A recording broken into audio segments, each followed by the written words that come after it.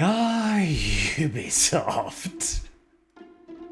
It has gotten to the point where you cannot say Ubisoft anymore without either adding in a little bit of a laugh at the end or more along the lines of a heavy Ubisoft sigh, as the company has now been involved in every single flavor of controversy imaginable. A little bit of workplace, touchy-feely, oh absolutely, making the same game and re-releasing it half a dozen times, but with new and interesting radio towers to climb, oh god yes, and of course, the politics. As current year games journalists, current decade games journalists, seem to only really care about that latter thing, the politics of the matter. And in this, I will defend Ubisoft. I will stand alongside the French. And hey, they're not Swedes, at least. Vive la small mercies, I do suppose, because I do think their general approach is the right one here. Now, no one can accuse Ubisoft of approaching the subject of modern-day politics with any degree of subtlety or nuance, but at least they're kinda trying, and so this little article right up here, apology/clarification, which they probably had made long before the first article came out, it's that predictable at this point, it's something I want to comment a little bit on.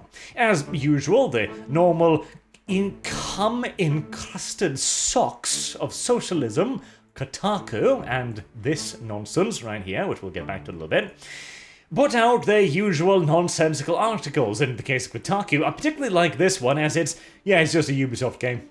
It's practically its own genre at this point, a genre that is so thoroughly stagnant as to have the word innovation written in big, bold, blazing, flaming letters at the top of their list of crude, horrible, evil, dirty, filthy terms never to be used on punishment of death and slow castration.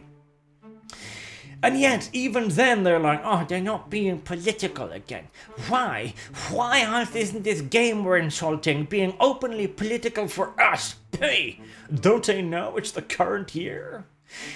And here's the thing. Once again, the points of nuance aside, they bring up a very good point. But if anyone is seeking a simplified binary political statement specifically on the current political climate in Cuba, they won't find it. I am from a family that has endured the consequences of a revolution, heavy emphasis on consequences. I have debated revolution over the dinner table my entire life. I can only speak for myself, but it is a complex subject that should never be boiled down to one quote. And that is absolutely correct, because as it starts out with here, our story is political, a story about a modern revolution must be. And there is nothing inherently wrong about a game being political. I'd prefer it to be in-universe politics, mind you, but the real problem is when you make a political statement. This is a point I've made repeatedly, but that seems to fly whoosh, right over the heads of the modern-day journalistic class. I see those few $100,000 spent in education and years of study really paying off there. Oh God, I swear.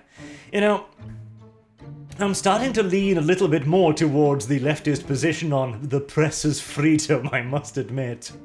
But here, the point is, of course, that there are consequences of revolution. It is not a binary, like, for example, this nonsense article here. It talks about how there's a fascist dictator, an evil dictator, and you, the revolutionary, is clearly the left-leaning power in this equation. You're the good guy. Because remember, politics is about good versus evil, says the brain-damaged 8-year-old. No, that's uncharitable. Even 8-year-olds that have fallen down steps repeatedly, striking every single solitary sharpened edge on the way down with their cranium, would still not be able to dream up such an incredibly simplistic idea. Simply not physically possible for basic human beings. And here's the thing. Revolutions, are they left-leaning? And if they are, what does that tell you? What does it tell you if revolutions are the left-leaning thing? Well, let's see. Countries that have undergone revolutions, let's see how well they're working out, right? Laos. Lao People's Revolutionary Party. You can already get the general gist there. The party's monopoly on state power is guaranteed by Article 3 of the Laotian Constitution. Ah, liberty. I see. What about Vietnam? That's another revolutionary state. A very peaceful one as well. A very nice one with great amounts of freedom, I hear. China. Hell, you know what? I mean, it would probably be easier to ask what revolutionary socialist state has freedoms? Any, just blatant at that point, rather than asking which one didn't turn into tyrannical hellholes. And of course, if our inspiration is indeed Cuba and the consequences of a revolution, well, I'm sorry to break it to you, but it turns out that Cuba as well didn't actually turn into the socialist paradise. Weird, I know. Every bit of conceivable evidence point towards that being the unavoidable conclusion. Mystifistical. I know, I understand, it's a confusing thing. They've got a couple of charming little things here. In 2016, they arrested 8,000 odd people, or 7,900 to be precise, for, we'll think of something reasons. That's lovely. And they have a downright adorkable, in fact, an adorbs little special cultural thing called Acts of Repudiation. This is when government security forces protect, organize, and encourage bands of civilians to go to the houses of counter-revolutionaries and, you know, give them a good stern talking to. I mean, perhaps at that point the arrests are the humane approach. Like, right, okay, I'm sorry, sir, it appears as if a murderous mob has appeared outside your house, so we're gonna take you into protective custody now. And all things are relative, I guess.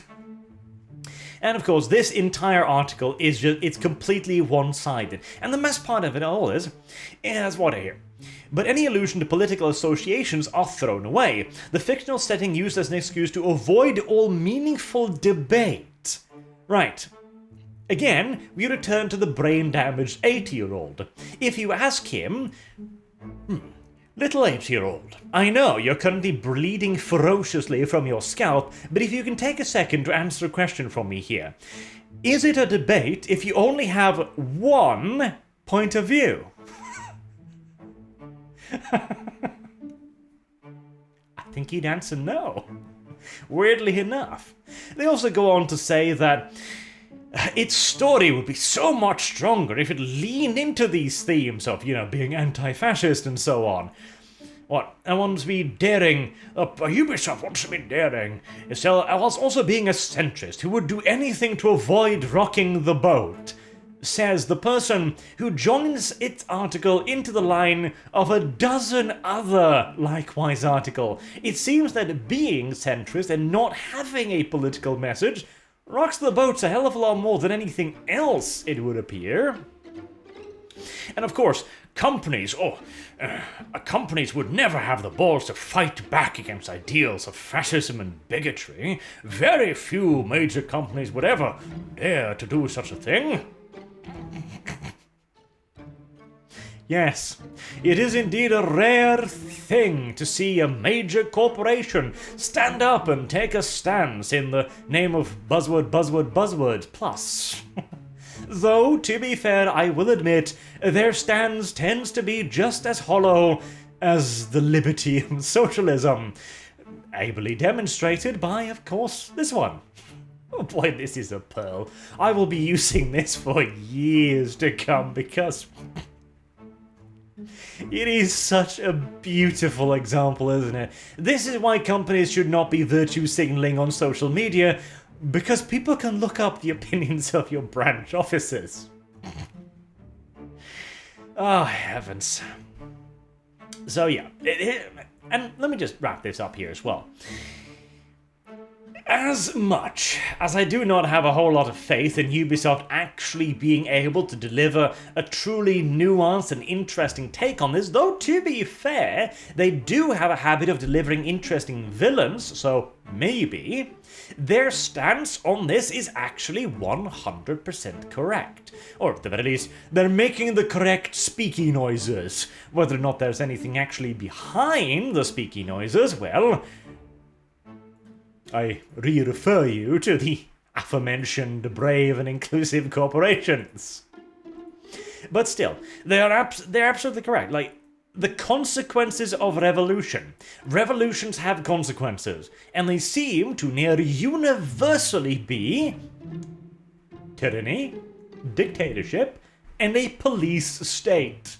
In fact, you can go back to the very start of revolutions, the French one. How did that work out? Did that work out with liberty, égalité, etc.? Or did that end up with first a consul and then an emperor? What about the Russian Revolution? How well did that work out? Liberty again? More equality? Surely. Freedom for all. The freedom to live in square, drab, black boxes.